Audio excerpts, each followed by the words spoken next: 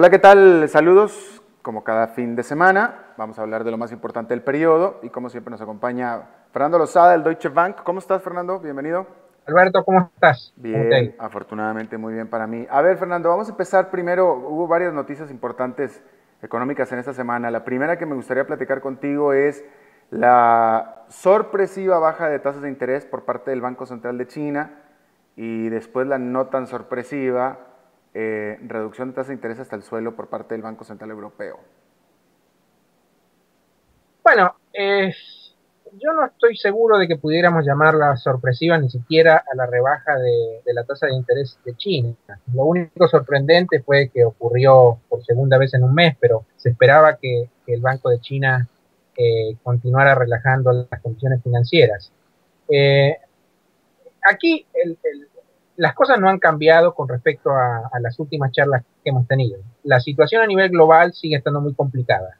Se han dado algunos pasos positivos en Europa, como hablamos la semana pasada, pero las economías grandes del continente europeo, con la excepción de Alemania, están en recesión. Y para todo el año seguramente van a tener números negativos de evolución del PIB. El Banco Central Europeo esta semana redujo, como tú mencionaste, la tasa de referencia a 3/4 de punto. Este es el récord histórico en términos de la tasa más baja que ellos han tenido. Y el Banco de China también la bajó por segunda vez consecutiva en un mes. Pero aquí la realidad es que cuando se toman estas medidas de política monetaria, el impacto de estas medidas tarda un poco de tiempo en manifestarse. Es decir, que esto no va a dar lugar a una recuperación inmediata. Hay un retraso en el impacto de la política monetaria sobre la economía real. Así que lo que esto sugiere simplemente es que las cosas siguen estando muy flojas, se sigue necesitando estímulo, y esto es una realidad a nivel global, es decir, que los problemas ya se han extendido más allá de Europa al mundo emergente, en particular China. Sin ir más lejos, esta semana también el Fondo Monetario Internacional adelantó que Ujú. va a revisar a la baja sus proyecciones de crecimiento global. Así que la conclusión aquí es que todavía estamos en una situación bien complicada. Claro, y luego el viernes se amaneció con, todo el mundo estaba esperando el dato sobre el empleo en Estados Unidos y este decepcionó de nuevo, se esperaban 90,000, que eran pocos, y terminó creándose 80,000, Fernando. Sí, se crearon 80.000 puestos de trabajo. El mercado en realidad esperaba cerca de 100.000. En mayo se habían creado 77.000. Los números de junio te muestran que se crearon más o menos 84.000 nuevos empleos en el sector privado, que es el número más bajito del último año. Y que se perdieron un puñado de empleos en el sector público. Por eso en el total el agregado es 80.000. Con estos números el problema es que no alcanza para reducir la tasa de desempleo. En realidad con estos números ni siquiera alcanza para mantenerla. Mm. El desempleo se mantuvo en 8.2% simplemente porque alguna gente dejó de buscar trabajo activamente.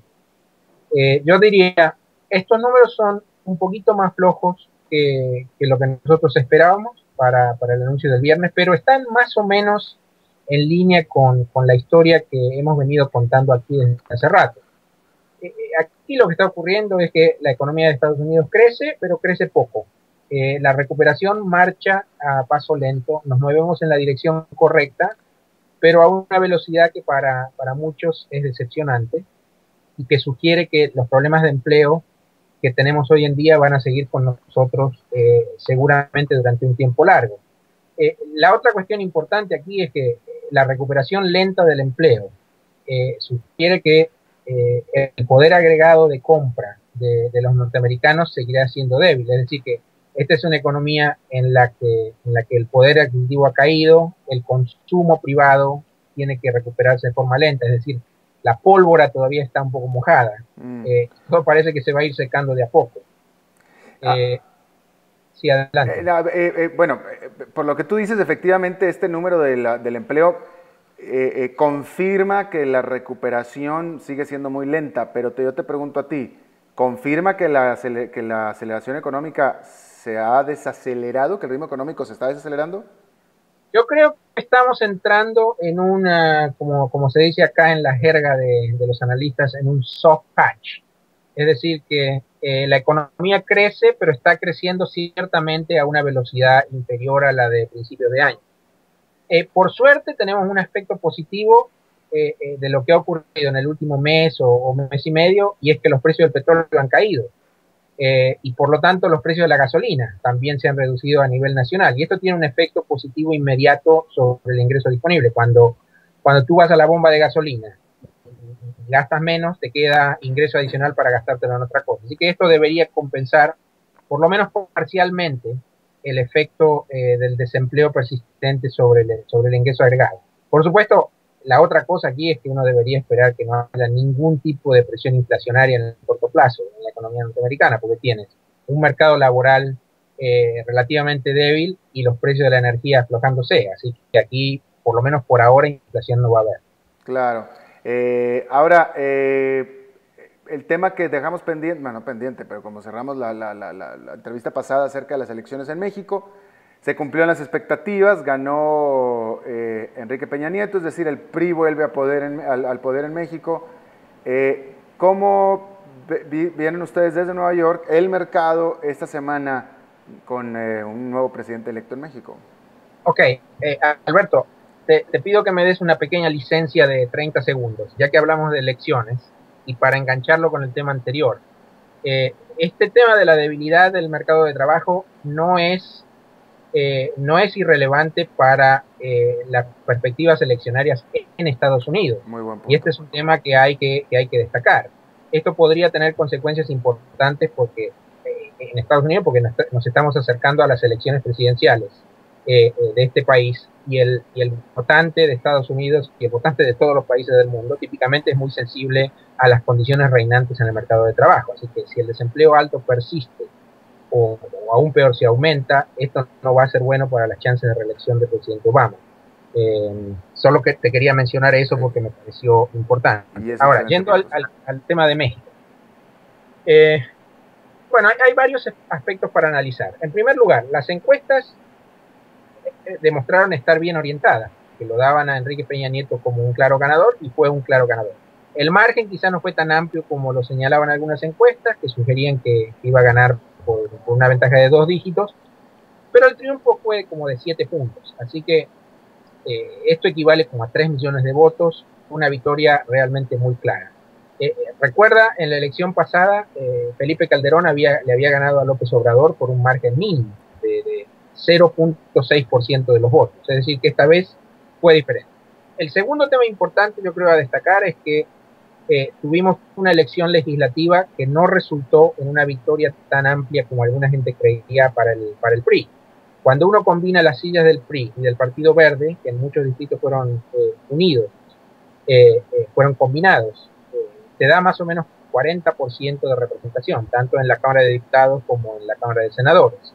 Esto significa que el PRI, si bien va a ser la fuerza legislativa principal en el Congreso de México, no va a tener una mayoría controlante, así que va a necesitar de los partidos de oposición, ya sea del PAN o del PRD o de las fuerzas independientes para pasar reformas estructurales. Y este yo creo es el tema gordo al que el mercado le está prestando atención.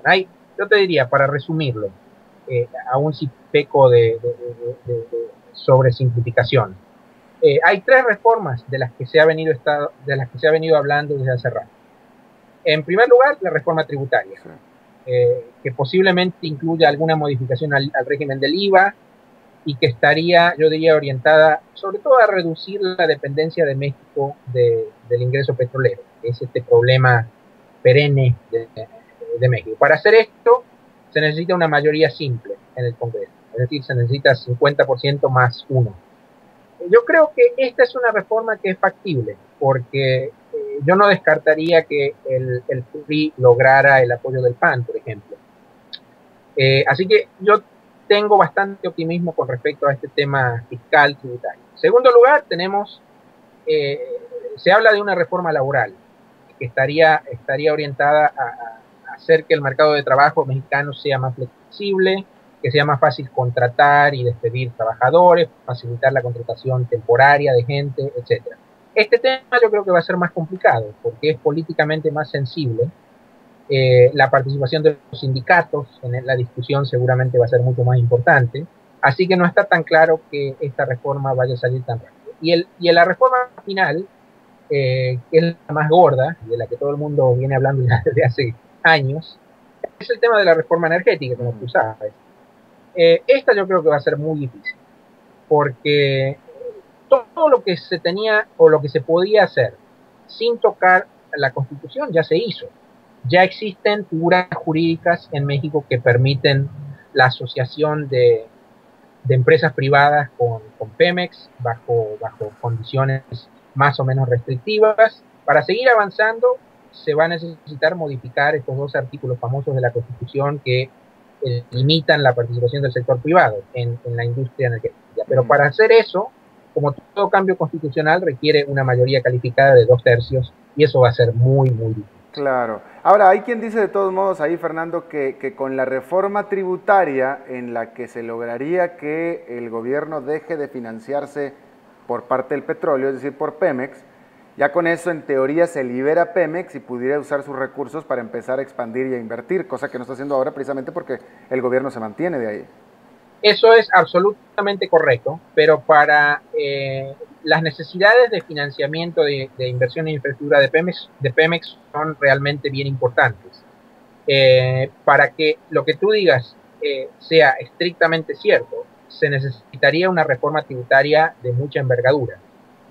No estoy seguro cuán profunda esta modificación del régimen del IVA va a ser y si vamos a tener en realidad más que una reforma tributaria, una reforma comprensiva con H en el medio a nivel fiscal. Si eso se logra, ciertamente las presiones sobre los flujos de fondos de Pemex serían mucho menores y Pemex tendría mucho más flujo de caja para financiar sus inversiones. El último tema con respecto a las elecciones es todo esto que ha ocurrido en los últimos días de la protesta generada por el PRD, el pedido de recuento. A mí me da la sensación que es muy improbable que esta protesta llegue a generar algún cambio importante. En primer lugar, el margen de diferencia, como ya te lo dije, es muy amplio, 3 millones de votos, muchos votos. Esto no da para pensar que estos resultados estuvieron afectados por alguna práctica non santa. En segundo lugar, y esto también es bien importante, los veedores internacionales que estuvieron en México, que incluyen gente de mucha envergadura, por ejemplo, el expresidente de Colombia, Gaviria, uniformemente dijeron que las elecciones habían sido impecables.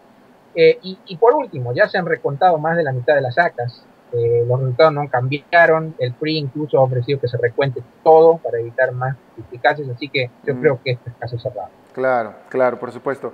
Fernando, en 2 minutos, por favor, la próxima semana va a haber algunas reuniones de política monetaria en América Latina. La más notable para mí me pensaría que es Brasil, porque es el país que más ha estado descelándose en la región. Vamos a tener decisiones de política monetaria en Brasil, Perú y Chile. En Perú y Chile no esperamos nada, no esperamos que haya ningún cambio. La acción seguramente va a ocurrir en Brasil, donde nosotros creemos que va a continuar el ciclo de baja de tasas con un corte de medio punto que llevaría la tasa Selic, que es la tasa de referencia en Brasil, a 8%. Lo que está ocurriendo en Brasil es que la actividad económica está muy floja. Para este año estamos proyectando que el crecimiento del PIB sea de 2% o menos. Y por lo tanto la inflación está contenida y el Banco Central tiene margen para bajar tasas. En otros países de la región los niveles de tasas ya son mucho más bajos para empezar. Es decir, que los bancos centrales no tienen tanto margen de maniobra como el Banco Central de Brasil para relajar política monetaria. De todas maneras, yo te diría, en este contexto, en esta situación que estamos viviendo a nivel global de crecimiento pobre, todos los bancos centrales de América Latina en este momento, yo te diría que tienen un sesgo bajista, más o menos pronunciado dependiendo de cada país. Esto no significa que todos vayan a bajar las tasas del mes que viene, pero yo te diría que en general los bancos centrales de nuestra región están mucho más cerca de bajar que de subir tasas. Claro. Fernando Lozada, del Deutsche Bank desde Nueva York, te agradezco muchísimo, Fernando, como siempre, y nos vemos la próxima semana. Un placer como siempre. Chao, Alberto. Gracias.